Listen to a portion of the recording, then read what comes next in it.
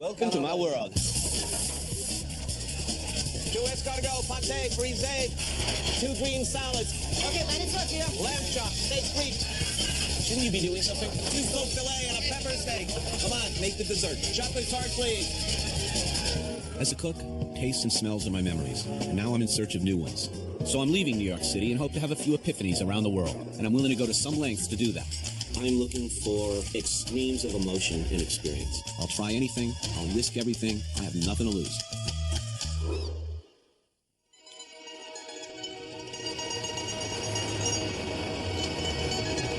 I was born in 1956. And I realized standing right here that fear of this country, or anticipation of what this country may or may not do at any given moment, basically molded my whole life. Russia. This is the birthplace of communism. I mean, that's what you think of when you think of Russia, right? You think of the Soviet Union. You think of spies and James Bond. Guys getting sent off to the gulag. It's just so weird being here. This was denied territory for most of my lifetime. It was unthinkable, you know, when I was a kid that I would ever be here. And now here I am. So I don't know, what do you think of when you think of Russian cuisine? Well, you think of borscht, right? And you think of potatoes, and smoked fish, and smoked sturgeon, cabbage. And of course, there's the fish egg thing, right? I mean, even the bad guys in movies, let's have a little vodka and caviar.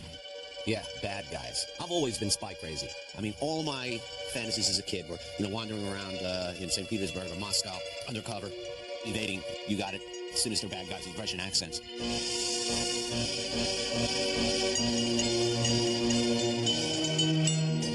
But today, I'm not evading my Russian adversary. I'm rendezvousing with him. All right, I'm gonna meet my guide. Recognition signal. Rolled up Russian newspaper, right hand, partly torn.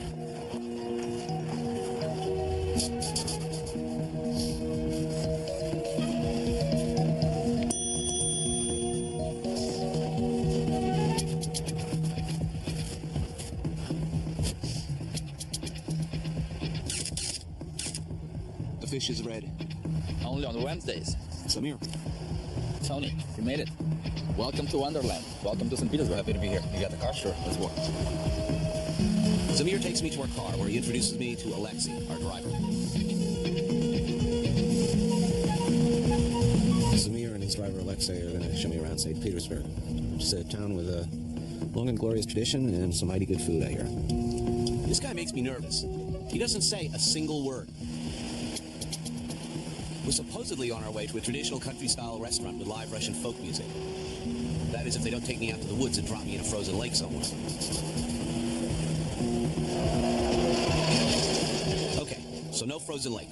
But this place looks like a hunting lodge in the middle of Siberia. We're about, from what I gather, about 30 miles outside of St. Petersburg. Yeah, where are we? This place is called Podvorye. Nice Russian cuisine restaurant. Country style. Country style. You're gonna like the place. Cossack dancing? Cossack dancing is part of the trip.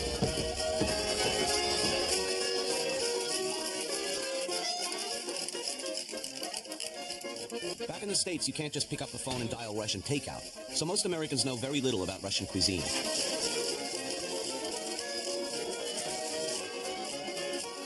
Many parts of Russia have a hearty tradition of stick-to-your-ribs meat and potatoes fare, not unlike the American Midwest.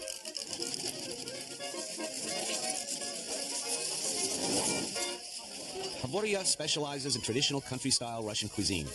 Here in the kitchen, they're busy making everything from potato pancakes to traditional Russian dumplings to meat and fish dishes. With, of course, a little cabbage. All of these recipes evolved through the centuries based on what the Russian people could grow or find locally. Of course, in the olden days, your average Russian peasant would consider themselves lucky to have even one of these things during a typical meal. Our meal begins with a bombardment of zakuski, traditional Russian appetizers. Beautiful. Okay, I'm really getting into pickles in this country. I have to tell you, I'm really loving this. We have pickled plums, pickled grapes, pickled garlic, pickled wild mushrooms, smoked sturgeon, pickled lamprey eel. Let's eat. A huge bottle of chilled vodka has come to our table. This being lunch, I'm a little hesitant to imbibe, but Samir manages to convince me it's part of the whole experience. Na zdrowie.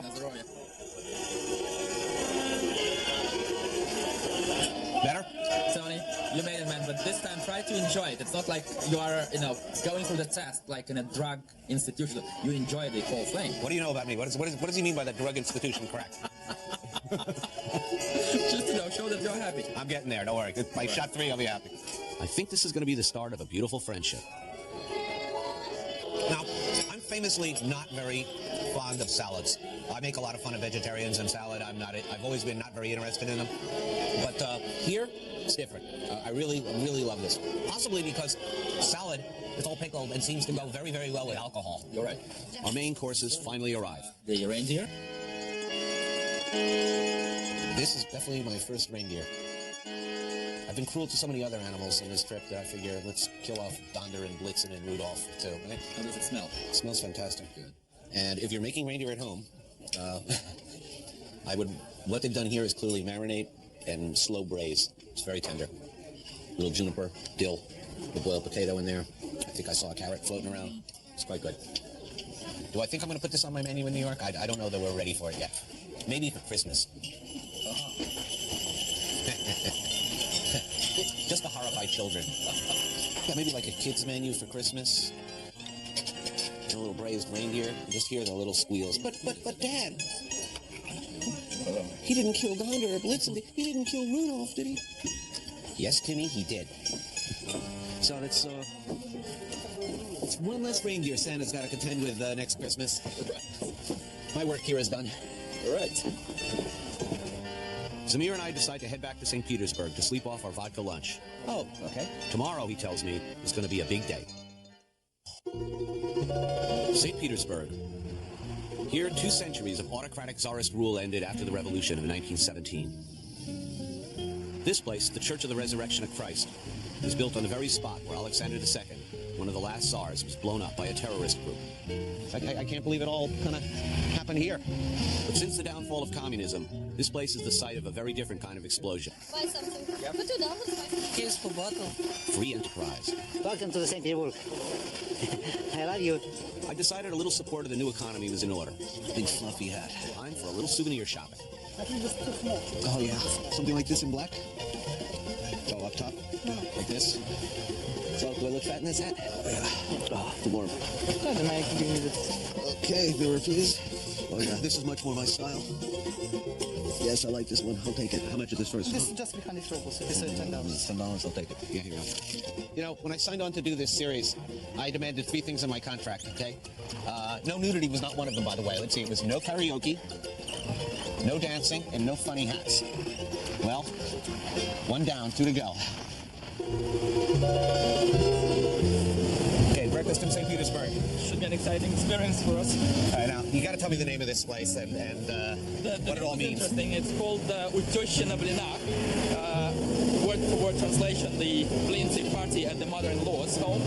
And according to Russian old tradition, during this week of Maslenitsa, like holidays dedicated to the farewell to winter, the mother-in-law should invite her son-in-law for homemade Blinzy party. Right. Since not everyone has mother-in-law, some people would prefer to come over here as a public catering facility with a great name. Mother-in-law would not be a good advertisement in the States, I have to tell you. You'd have a hard time getting people into a restaurant. Okay.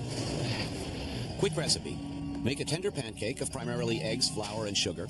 Roll it up with almost any filling you can think of. Then saute until golden brown. And you have a Russian blinzy. Okay, the place is known for blinzy, so Yeah, this is clearly that's what I'm the eating. specialty. So we Start at the top. Blinzy with meat, with fish, with liver, with vegetables, with different fruits, with curd, even with caviar. Now I'm thinking of something this morning. I'm thinking of something a little sweet. What would you recommend? Little sweet probably should be with curd and the dry apricot. Oh, that sounds good. Very interesting combination. So like a yogurt and dried apricot. Sounds good to me. Wonderful. All right, where are we now? Oh, that's your probably favorite department with the homemade jam, sour cream, or the condensed skimmed milk, which is very sweet, but I love it this way. Well, that sounds thoroughly frightening to me, but I want to try it. Sounds good. You know, A little of this on this here. Hey. This is kind of like a short order joint in the States. The griddle certainly familiar. The steam table here, we've seen that before. Certainly we've seen this a few times in the States. I have a sneaking suspicion. I hope we didn't invent this. This is No. good. Oh, really? I hope the Russians invented that. Go ahead. You can take credit for that. Please be my guest. There's something very eye-opening about this experience. I hope you'll enjoy the typical Russian breakfast in a public place. Yeah, I think yesterday I already had 2 shots of vodka by this time of day. All right. That's great. So, curd, dried apricot, and condensed milk reduced. It's really good. Sweet, but not too sweet. Not only is this a great hot breakfast, but it turns out Lindsay's are wonderful for a vodka hangover. But Zamir advises me to keep it light on this occasion because he has an even bigger surprise in store. After breakfast, my guide Zamir takes me on a sightseeing tour. I'm beginning to understand why there was a revolution. Catherine the Great lived here. And the horse thing's not true, by the way. We're talking 5, 10 people lived in this house? Well, maximum. 5 or 10 people. I get it. Catherine lives there. Probably all holed up in one corner, watching the widescreen TV, bored out of her mind because she's got everything she wants. And over here, I guess we got where the loyal retainers live, meaning probably the chef. And if I were alive in that time, Catherine would be calling me up 4 o'clock in the morning for her favorite peanut butter and bacon sandwiches or egg white omelets. No oil. That's the problem with rich people. Special requests. Okay? I want the vegetables on a separate plate, sauce on the side. Could I have the sauce and the fish on the steak, please? And you can't say no, right? Catherine the Great calls you up 4 o'clock in the morning and says, I want that kung pao chicken. I guess you're making it. Well, I'm pissed at her already. If my neighbor lived like this, I'd kill him too.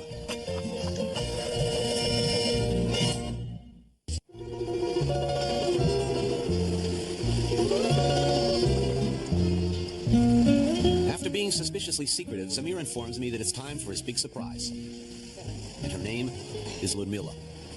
A friend of Zamir's, she's planning a trip to the local market, followed by a home-cooked Russian meal. We're going to do a little shopping, and we have a specialist with us. Strategic shopping coming up.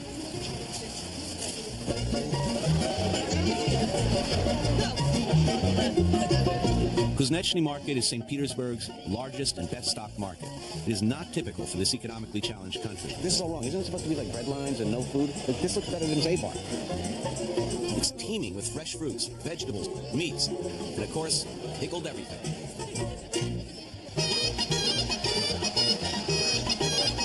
Like so many Russians, Ludmila lives within a tight budget. So a little advice to consumers. You should listen to this crowd like a heat-seeking whistle, man. She is not the kind of woman you want to mess with at a red tag sale. Very finicky shopper here. Just very definite ideas about what she wants. I'm really curious to see. I think we're going for borscht here. I'm expecting cabbage and beets.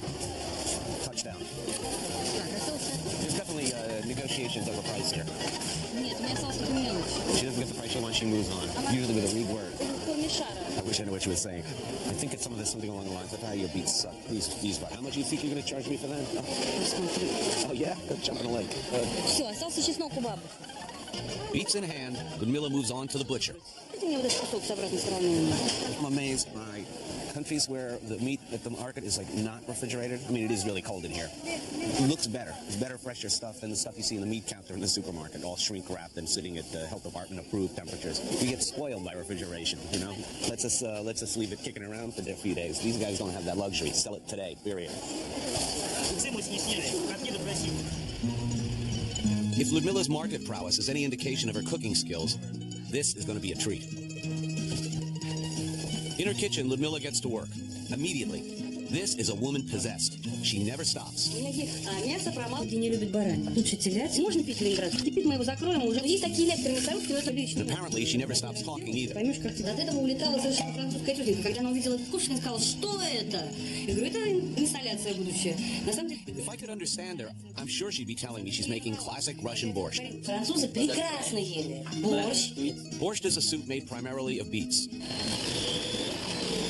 While borscht wouldn't be borscht without the beets, there's a tremendous amount of flexibility in various recipes. Ludmila's also contains meat, cabbage, potatoes, and onions. Очень вкусно. Вот эта заправка ее... And of course, her own special blend of fresh garlic and spices. While that simmers for a while, Ludmila starts the main course, small traditional meat dumplings.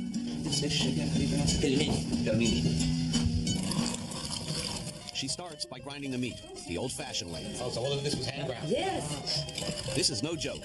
This takes some serious muscle. If Ludmila ever got sent to Siberia, I think she could hold her own. Next, she makes the dough from flour, eggs, milk, salt, and oil. It's a long, complicated process. Dough is tough. I'm hopeless with making dough. It senses fear. Maybe communism isn't dead after all. When it's time to stuff the pelmeni, Ludmila puts me to work.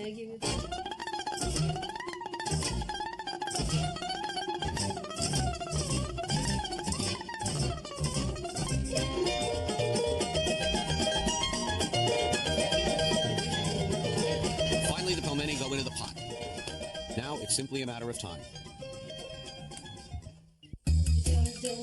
In Russia, the presence of a guest is considered an honor. It is the host who should thank the guest. And my new friend Ludmila is about to thank me with a hearty bowl of her home-cooked borscht. In tradition, the way the legend says, it should be as thick so that the spoon, if you stick it into this. И сверху нужно... We saw it all being bought, saw it all being made. Now it's... Hey, watch me eat it. Potato.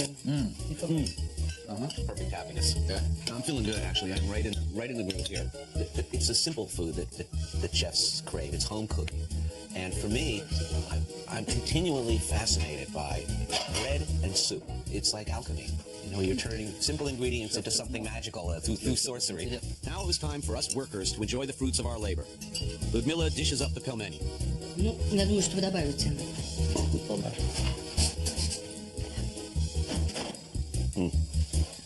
Fresh pelmeni. Pork, beef, ground with onion, garlic, homemade dough, boiled and served. Everybody seems to have a slightly different style of enjoying this. I'm going for the mustard, horseradish, and sour cream. And of course, top it with fresh parsley and chopped dill. As always, someone busts out the bottle of vodka with dinner. I will be donating my liver to science upon my return to New York. This is the way to eat. Forget about restaurants.